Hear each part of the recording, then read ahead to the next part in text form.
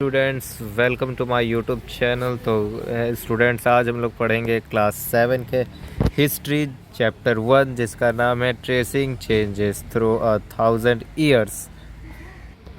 तो कोई मुझे बता सकता है कि इसका मतलब क्या होता है? जिसको पता है वो कमेंट करे, नहीं पता है उनके लिए मैं आपको बता दूं कि ट्रेसिंग चेंजेस थ्रू 1000 ईयर का मतलब होता है कि हम लोग आप परिवर्तन क्या हुए 1000 ईयर पहले, वो हम बात करेंगे। तो चलिए फटाफट से देर ना करते हुए चैप्टर को शुरू करते हैं। तो पहले हम लोग इसमें जानेंगे कि पहले इसमें दी गई है कहानी 1154 की। यहाँ पे आप देख सकते हैं, वो भी सीई। अब सीई का मतलब क्या होता है वो भी आप लोग कमेंट करके बताइए। जिनको नहीं पता है उनको भी मैं सीई का मतलब होता है स्टूडेंट्स कॉमन एरा। तो चलिए शुरू करते हैं फटाफट से, टाइम ना लेते हुए। हम इस वीडियो को भी ट्राई करेंगे शॉर्ट में ख़त्म करने का। जिसको समझ नहीं आएगा वो मुझे कमेंट करेंगे ताकि मैं वो पार्ट को एक्सप्लेन कर पाऊँ। और काफ़ी बच्चों ने इसके पहले वाले वीडियो पर व्यू दिए हैं, अच्छा लगा, लेकिन किसी का रिव्यू नहीं आया है। तो प्लीज़ रिव्यू भी करें कि आपको वीडियो समझ आ रहा है कि नहीं आ रहा है, और डिटेलिंग करना है मुझे। और अगर आपको एक्सरसाइजेस के वीडियो चाहिए तो उसके लिए भी कमेंट करें। तो चलिए आगे बढ़ते हैं। Take a look at a map 1 and 2। तो पहले हम लोग मैप 1 और 2 को देख के समझ लेते हैं। आपके टेक्स्ट बुक में होगा मैप, वहाँ पे आपको अच्छे से समझ आएगा। सारे अरेबिक वर्ड्स हैं। तो चलिए आगे बढ़ते हैं। Map 1 was made in 1154 CE. जो पहला मैप बना है वो 1154 का था, और कॉमन एरा था उस टाइम सीई। आप लोग जब ईयर लिखते हैं हिस्ट्री में, जैसे आप लोग साइंस में या मैथ्स में जब आंसर फाइंड करने के बाद यूनिट्स लगाते हैं, केजी, मीटर, सेंटीमीटर, उसी तरह से आपको अगर हिस्ट्री में डेट लिख रहे हैं तो आपको ये लिखना पड़ेगा किस ईयर की बात है, किस सेंचुरी की बात है। सीई है, एडी है, बीसी है, सीई है, आपको सब लिखना पड़ेगा, नहीं तो आपका आंसर रॉन्ग हो सकता है। चलिए आगे चलते हैं। बाय द अरब जियोग्राफर अल इदरीस, यहाँ पर एक नाम दिया गया है, वो आप अंडरलाइन कर सकते हो सकता है कि इसके बेस पर आपसे क्वेश्चन पूछ लिए जाए। The sub continent from his larger map of the world.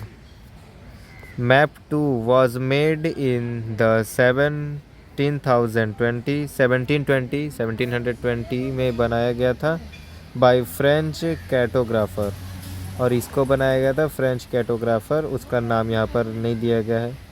The two map are quite different event though they are of the same area. दोनों ने मैप को बनाया डिफरेंट है, पर दोनों ने सेम ही एरिया को डिफाइन किया है। इन अल इदरीज मैप, अल इदरीज के मैप में क्या कहा जा रहा है देखा जाए। South India is where we would expect to find north India and Sri Lanka is the island at the top. मतलब इस अल इदरीस के मैप में बताया गया है साउथ इंडिया और नॉर्थ इंडिया को भी फाइंड किया गया है, और श्रीलंका और आइलैंड जो है श्रीलंका आइलैंड, उसको टॉप पर दिखाया गया है। Place names are marked in Arabic. मैंने आपको पहले बताया था, यहाँ पे जो आप मैप को देख रहे हैं, यहाँ पे जो सारे प्लेस नेम है वो अरेबिक में मार्क किए गए हैं, जो हम लोग पढ़ नहीं सकते। यहाँ पे आप पूरा देख सकते हैं।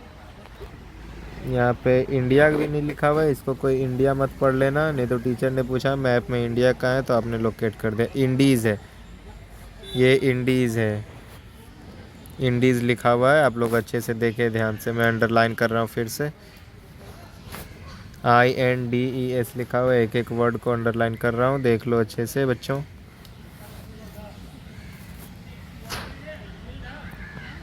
यहाँ पे बहुत सारे इंडियन प्लेसेस के भी नाम हैं, जैसे यहाँ पे तो मुझे ये मणिपुर लिखा हुआ लग रहा है, अभी वो है या नहीं मैं श्योर नहीं हूँ, इसलिए आप लोग एक बार बुक में अच्छे से आपको पता चलेगा, वहाँ पे आप चेक कर सकते हैं।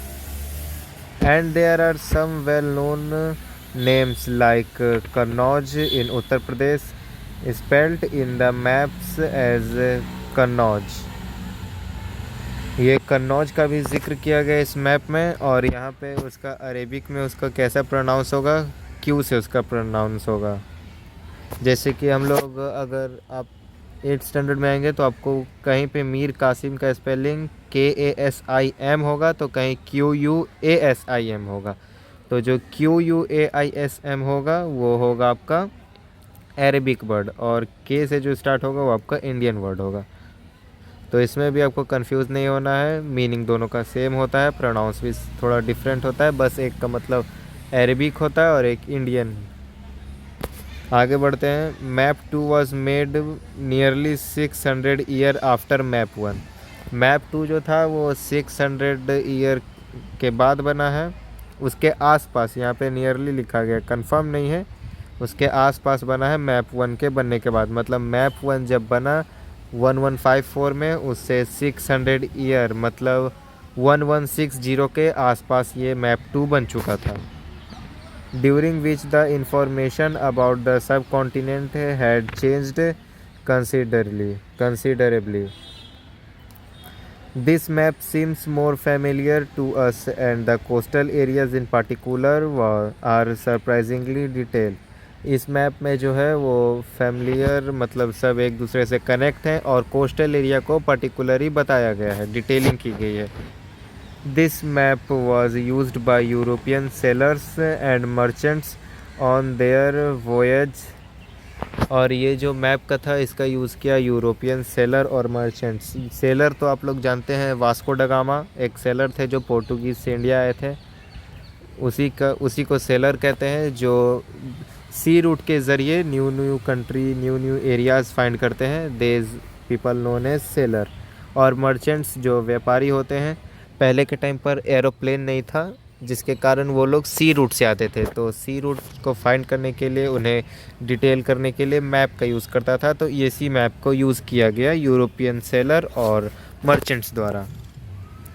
आगे बढ़ते हैं बच्चों। Equally important in the fact that the science of cartography differed in the two periods.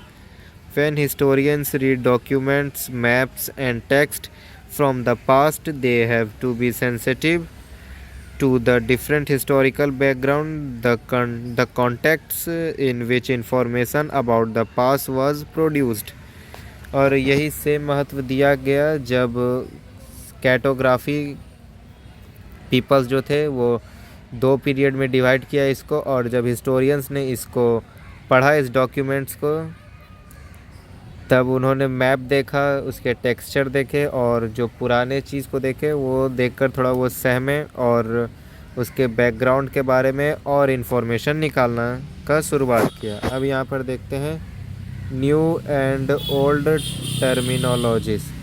Terminologies का मतलब क्या होता है। टर्मिनल का मतलब होता है जहाँ पे बहुत जगह से चीज़ें आकर मिली, जैसे कि ये एक पॉइंट है, अब यहाँ पर यहाँ से भी आकर कुछ लाइन मिल सकती है, यहाँ से भी मिल सकती है, यहाँ से भी मिल सकती है, यहाँ से भी मिल सकती है। तो जहाँ पर आकर सब मिले उसे टर्मिनल सेक्शन बोल सकते हैं। आगे बढ़ते हैं। If the context in which information is produced changes with time, what about language and meanings. और ये जो कॉन्टेक्स्ट था वो जैसे जैसे समय बीतता गया तो उसके मीनिंग्स भी चेंज होते गए, लैंग्वेजेस भी चेंज होते गए, धीरे धीरे धीरे धीरे करके बहुत सारे चेंजेस आए। Historical records exist in a variety of languages which have changed considerably over the years. जो हिस्टोरिकल रिकॉर्ड्स थे वो उसके जो लैंग्वेज थे वो धीरे धीरे जैसे जैसे टाइम आगे बढ़ता गया वो चेंज होता चला गया। Medieval Persian for example is different from modern पर्सियंस। यहाँ पे जो मेडिवल पारसीज थे, पार्सियन जो है एग्ज़ाम्पल है मॉडर्न पारसीज के। पार्सियन का मतलब आपको कंफ्यूज नहीं होना है, ये पारसी का एक कास्ट होते हैं, ट्राइब्स हैं। The difference is not just with regard to grammar and vocabulary, the meaning of words also change over time.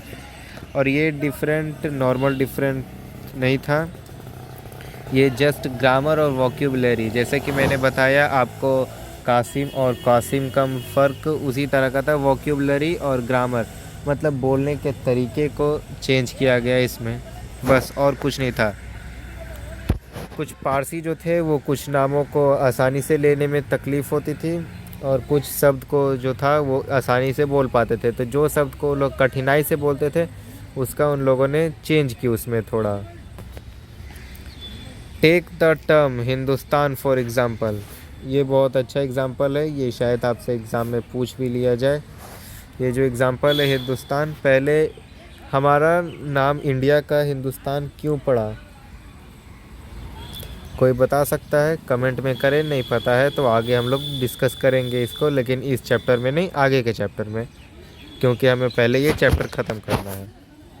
Today we understand it as India, आज हम लोग इसे इंडिया के नाम से जानते हैं। The modern nation states, when the term was used in the 13th century by Minhaj i Siraj.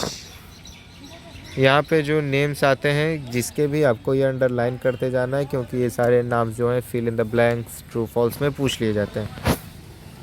Minhaj i Siraj a chronicler who wrote in Persian. He meant the areas of Punjab, Haryana and the lands between the Ganga and Yamuna.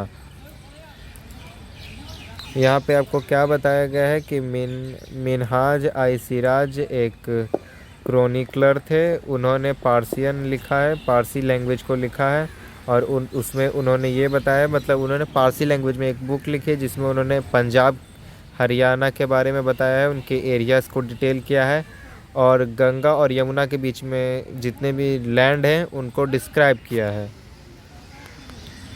He used the term in a political sense for lands that were a part of dominance of the Delhi Sultan. He used to term political senses for land, मतलब उन्होंने दिल्ली जब दिल्ली सुल्तान के जो political scenes चल रहे थे तो उसके बारे में क्या ज़मीन थी दिल्ली की, मतलब कितनी सरहदें थी, उन सब को भी इसमें डिस्क्राइब किया गया है।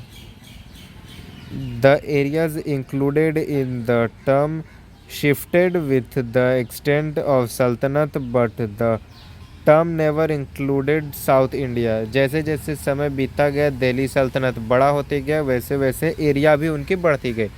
मुग़ल एम्पायर या उसके पहले जितने भी एम्पायर थे, गुलाम डायनेस्टी, चोला डायनेस्टी वगैरह जितने भी थे, जिसने सुल्तान आए, मुग़ल्स थे, उन सब ने जैसे जैसे दिल्ली पर अपना अपना शासन किया, वैसे वैसे उन्होंने लैंड को भी एक्सपेंड किया। अब जाहिर सी बात है, कोई अगर सुल्तान है, अगर कहीं फ़ाइट करता है, वो एरिया को जीता है तो वो उसका हो जाता है, तो वो अपने अंडर ले लेता है।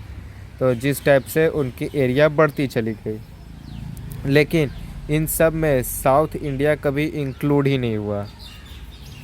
ये इस बुक में बताया गया है, किसके बुक में? मिनहाज आई सिराज के बुक में। आगे बढ़ते हैं। By contrast, in the early 16th century, Babur used Hindustan to describe the geography, the fauna and the culture of the inhabitants of the subcontinent. फिर 16th सेंचुरी में बाबर कब आया? यहाँ पे आप लोग अंडरलाइन करो, 16th century. Babur used Hindustan, Babur ने बोलना शुरू किया हिंदुस्तान। जब बाबर नहीं आया था, मतलब जब मुग़ल एम्पायर इंडिया में नहीं थी, तो इंडिया का जो नाम था वो आर्यावर्त था, भारत था, इंडस था, INDUS, जो इंडस रिवर है। लेकिन जब मुग़ल्स आए तो वो इस वर्ड को प्रोनाउंस नहीं कर पाते थे, जिसके कारण उन्होंने इन सब को मिलाकर एक वर्ड रखा हिंदुस्तान, जिसे इंडियंस आज भी यूज़ करते हैं। हम भारतीय इस शब्द को बोलने में आज भी यूज़ करते हैं। और उसी ने डिस्क्राइब किया इंडिया की ज्योग्राफिकल पार्ट और कल्चरल पार्ट को भी डिस्क्राइब किया, सब कॉन्टिनेंट मतलब पूरी दुनिया में बताया। As we will see later in the chapter, और हम लोग इसे आगे के चैप्टर में भी देखेंगे। This was somewhat similar to the way of the 14th century poet Amir Khusrau. ये तो 100% आता ही है। ट्रू फॉल्स या फिल इन द ब्लैंक्स में। Who was the great poet of 14th century. ये वाला आप याद रखना, अमीर खुसरो। कभी कभी वन लाइन सेंटेंस में भी ये आ जाता है, मैंने भी इसका आंसर लिखा है जब मैं 7th स्टैंडर्ड में था तो। Amir Khusrau use to the word Hindi, Hind. Amir Khusrau ने कौन सा वर्ड यूज़ किया था? हिंद वर्ड यूज़ किया था। While the idea of a geographical and cultural intensity like India did exist, the term Hindustan did not carry the political and national meaning which we associated with it today. उस time पर India जो था ना ही political और national meaning को carry करता था। आगे बढ़ते हैं। Historians today have be careful about the terms they use because they meant different things in the past. Take for example a simple term like foreigner. It is used to it is used today to mean someone who is not an Indian. आज के date में हिंदुस्तानी जो historians है वो बहुत संभाल के चीज़ों को बोलते हैं, क्योंकि जब ब्रिटिश गवर्नमेंट इंडिया आई थी तब उन्होंने बहुत सारे हेर फेर किए थे हमारे हिस्ट्री से, जिसके कारण आज हमें एक एक्यूरेट चीज़ें नहीं मालूम है। जैसे कि मैं एग्जांपल देता हूँ, किसी ने ये बुक लिखी जिस बुक की पेज थी 157 पेज की बुक थी। अब उसमें डिटेल दे गई है इंडिया के बारे में कि इंडिया कैसे बना, कितने रूलर्स थे पहले। लेकिन जब ब्रिटिश आए तो उसमें से कुछ पेजेस रिमूव कर दी, कुछ पेजेस ऐड कर दिए, जिसके कारण जो पूरी हिस्ट्री की बुक थी वो हेर फेर हो गई, कंफ्यूज हो गई। अभी मैं सिंपल सी बात करता हूँ, यहाँ पे मैं एक बॉक्स बनाता हूँ और यहाँ पर एक लाइन ड्रॉ करता हूँ, वो आप इजीली देख पाओगे। लेकिन अगर इससे अंदर कुछ लाइन डाली गई, कुछ बाहर की गई, कुछ अंदर की गई, तो कन्फ्यूज़न होगी कि कौन सी लाइन पहले आई थी, कौन सी बाद में आई थी। जिसके कारण आज के जो हिस्टोरियंस हैं, या आप कोई भी हिस्टोरिकल मूवी देखो, कोई भी हिस्टोरिकल सीरियल देखो, उसमें पहले एक डिस्क्लाइमर चलाया जाता है जिसमें लिखा जाता है कि ये किसी भी प्रकार की ऐतिहासिकता का दावा नहीं करता। क्योंकि हमारे पास जो बुक्स है वो है तो ओरिजिनल बुक, वो बुक ओरिजिनल है ये कंफर्म है, लेकिन उस बुक में जो लिखी गई है वर्ड, वो किसके थ्रू लिखी गई है और किसके बारे में लिखी गई है वो कंफर्म नहीं किया गया है। क्योंकि उसको कंफर्म करना मुश्किल हो गया, क्योंकि ब्रिटिश जब आए तो उन्होंने बुक के साथ बहुत सारे चेंजेस की, बहुत सारे छेड़छाड़ हुए बुक के साथ, जिसके कारण अब एक एक्यूरेट बात का पता लगाना बहुत मुश्किल है। इसीलिए आज के टाइम पर हिस्टोरियंस जो हैं, इतिहासकार जो हैं, वो हर एक बात को पहले पूरी डिटेलिंग करते हैं, उसके बाद हमें बताई जाती है। आगे बढ़ते हैं। The medieval period, a foreigner was any stranger who appeared say in a given village, someone who was not a part of the society और कल्चर। मेडिवल पीरियड में फॉरेनर का मतलब था कि एक कोई अनजान व्यक्ति जो बाहर से आया हो, उसको सिर्फ एक विलेज अलॉट किया गया है, वो वहीं रहता था, वो ना तो उस सोसाइटी का पार्ट था, ना ही वहाँ के रीति रिवाज का था। मतलब जैसे कि ये एक एरिया है, यहाँ पे एक आदमी बाहर से आया, अब इसको इतना एरिया दिया गया, इस एरिया में इतना दिया गया, अब वो यहाँ के आसपास के लोगों को ना ही वो जानता है और ना ही उनके कल्चर को जानता है, तो इसको फॉरेनर कहा जाता है। और जब आप और आगे 8th स्टैंडर्ड में यही या 9th स्टैंडर्ड में आप अगर स्टडी करोगे तो फॉरेनर का मतलब आपको कुछ अलग बताया जाएगा, जिसका मतलब मैं आपको अभी बता रहा हूँ। फॉरेनर का मतलब 8 या 9th स्टैंडर्ड की बुक में ये दिया गया है कि जो ट्राइब्स जो थे, पीपल जो थे, ट्राइब्स करते थे, जगह जगह फाइंड करते थे, एरिया फाइंड करते थे, लाइक अ सेलर टाइप, वो बाहर के देश से आते थे और फॉरेस्ट में अपना लाइफ एक्सपेंड करते थे, फॉरेस्ट में रहकर सर्वाइव करते थे, उनको फॉरेनर बताया गया है in the 8th and 9th standard in geography book, not history book. तो ये बात को आप ध्यान रखिएगा कि ये बात अभी नहीं की गई है। In Hindi, in the term परदेसी might be used to describe such a person and person अजनबी। हिंदी में परदेसी बोला जाता है या अजनबी का वर्ड का सहारा लिया जाता है। A city dweller therefore might have regards a forest dweller as a foreigner। जो बात मैंने आपको बताई वही बात आपको यहाँ पे भी बताई गई है। तो आई होप मुझे ये एक्सप्लेन करने की ज़रूरत नहीं पड़ेगी यहाँ पर। और ये जो पेज है ये हमारा लास्ट का टॉपिक, हम यहाँ पे बैकग्राउंड तक करेंगे, उसके बाद हम लोग नेक्स्ट क्लास में देखेंगे, क्योंकि मुझे वीडियो को लॉन्ग करके सिर्फ व्यूज़ नहीं बढ़ाने हैं, आपको कितना अंडरस्टैंड कर पा रहे वो भी देखना है। आपको जहाँ पे अंडरस्टैंडिंग नहीं होती वहाँ पे आप कमेंट करो, वहाँ आप देखो यूट्यूब के पे कि कौन सा टाइम वहाँ पर चल रहा है, कितने टाइम पर आप स्टॉप करके मुझसे पूछते वो बताओ, मैं वहाँ पे आपको समझाऊँगा, एक्सप्लेन करूँगा। और अगर आपको प्रीवियस चैप्टर तो आपका नहीं हुआ, ये 8th स्टैंडर्ड वालों के लिए बोल रहा हूँ मैं, अगर वो इस वीडियो को देख रहे हैं तो कमेंट करें अगर आपको एक्सरसाइज चाहिए उस चैप्टर 1 ज्योग्राफी के। तो आगे बढ़ते हैं हम लोग इस चैप्टर में। But to peasants living in the same village were not foreigners to each other, even though they have had different religious और caste background। उनको भी फॉरेनर ही बोला जाता था। मतलब दो पीसेंट्स, मतलब आप दो संत बोल सकते हो, पीसेंट्स को सेंट भी बोलते हैं लोग, वो दो अलग अलग कास्ट से थे, जैसे हिंदू और मुस्लिम के हुआ, वो दोनों सेम ही विलेज में रह रहे हैं तो उनको फॉरेनर नहीं बोला जाएगा, क्योंकि लेकिन उन लोग का रहन सहन अलग है, कास्ट अलग है, धर्म अलग है, लेकिन वो लोग बाहर से भी आए हैं लेकिन उनको फॉरेनर नहीं बोला जाता था।